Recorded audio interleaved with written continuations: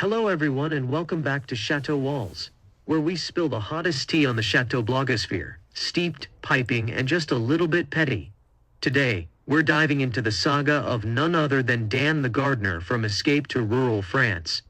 Many are calling him the king of the Chateau blogosphere, and honestly, at this point, the man's built more storylines than drywall. Now, we first met Dan over on the Chateau Diaries, where he was Stephanie's gardener. And soon, everyone's favorite rugged chain-smoking plant whisperer. He quickly earned the title Dan the Gardener, though these days, that feels a little like calling Michelangelo Mike the Painter.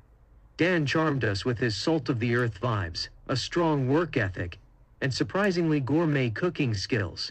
Seriously, one day he's pruning roses, the next he's plating duck confit for a dinner party like it's Top Chef, Rural Edition. His role at Chateau Lalande kept growing, kind of like the ivy on the crumbling walls, and my sense has always been, this man was hustling, not in a shady way, but in a let me do 3 jobs and film it while editing in the middle of the night kind of way. Respect. Dan and his partner Annalise, whom you might remember as Stephanie's hair magician, have 2 kids and were fixing up a nearby house like something out of Extreme Makeover, French Countryside Edition. Then came the plot twist. Dan and Annalise split. Cue the sad violin music, and a new chapter in the Chateau cinematic universe. Post-breakup, Dan's vlog turned into a reality show. 1 episode DIY, 1 episode survival. He bounced between Lalande, Airbnbs, and a never-ending stream of broken-down vans. If Dan's vlog had a drinking game, fight vehicle trouble would be a guaranteed hangover. And then, drumroll please, Dan bought a chateau. Okay. Chateau is generous. Let's be real, it looked more like a cursed castle from a Scooby-Doo episode. But he rolled up his sleeves, grabbed a crowbar and said, "Let's do this. Solo.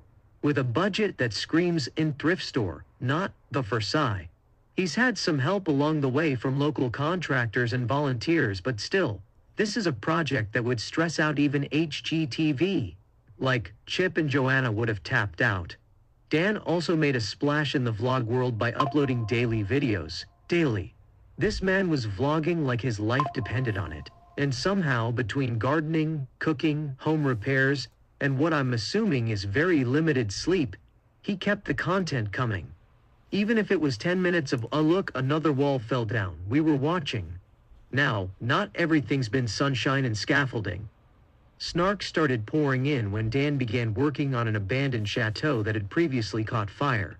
And let's just say, some of the renovations made viewers go, that beam shouldn't be held up by hope and duct tape. So, the €1,000,000 question, is this a true labor of love, or just a cleverly monetized YouTube saga that's one broken tile away from a content cliffhanger? Because folks, Dan is no longer just a humble gardener. He's pulling in over $8,000 a month on Patreon, yes, you heard that right, for posting videos of himself fixing things with a crowbar and a dream. And if you add in YouTube ad revenue, his channel is worth a jaw-dropping $460,000. Translation: Dan the Gardener is now Dan the nearly a millionaire. I'm not saying I'm jealous, but I am considering picking up a camera. Subscribe for more hot chateau tea, and drop a comment below if you want us to cover Stephanie's next soiree, a scandalous floorboard, or the mysterious case of the disappearing radiator.